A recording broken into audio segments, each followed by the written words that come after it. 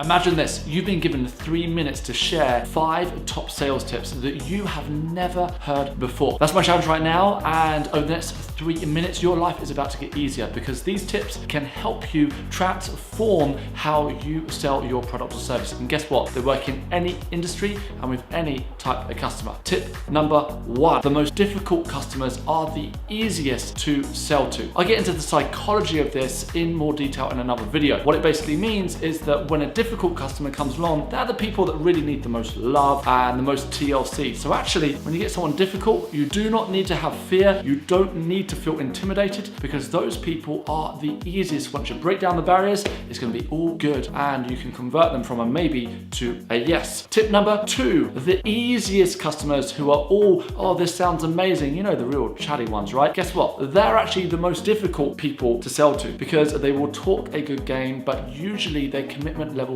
are not there. So very quickly, what you need to do is qualify the easy people, the talkers, and by doing that, it's going to help you to get into the true commitment and to the depths of their mind where they can make that change. Tip number 3, let them close themselves. In sales, we're always taught that we need to close the customer, but the reality is you don't close the customer. Your job is to let the customer close themselves. So you do this by asking the right questions. You do this by getting them to their ultimate goal in their own mind. Even if they're like, I'm not sure, what should I do? Then you take them back and say, hold on a second. Why did you come to see me in the first place? And then they're like, because I want to change my life or I want to improve this part of my business. And you can say, okay, so what are your thoughts on this? And then pause. Let them close themselves. Tip number 4, before your customer says to you, I need to think about it, you need to say, before you make a decision to go ahead, what I want you to do is have a few moments. So I'm going to step out. Do you want a tea, coffee? And then when I come back, simply let me know what you're going to do. This technique, and it is a technique, is so powerful because remember, everybody wants to buy, but nobody wants to feel sold to. That moment of pressure when you ask somebody for the sale can be enough to wobble their mind and get them saying, I'm not sure, I need to think about it. If you see that they're about to say, I need to think about it, you say it first, step away, they can make that decision by themselves. Then you go back in the room, you sit down, you say, hey, what do you want to do? And they can say, let's go ahead. I'm ready to buy. Finally, tip number 5, and this is a fun one. Just tell them right at the beginning of the consultation or the meeting. By the way, I just wanted you to know, whatever I'm sharing with you today, it doesn't work. Do not waste your money. It's amazing when you say that actually what I do, it doesn't work, that they then get defensive about saying, no, I'm here because what you do does work. You need to be super confident and in great rapport with your client to do this. I say these whole 5 tips, they're just a bit of fun. There's my 3 minutes. Thank you very much. Let me know your favorite below and I'll see you in the next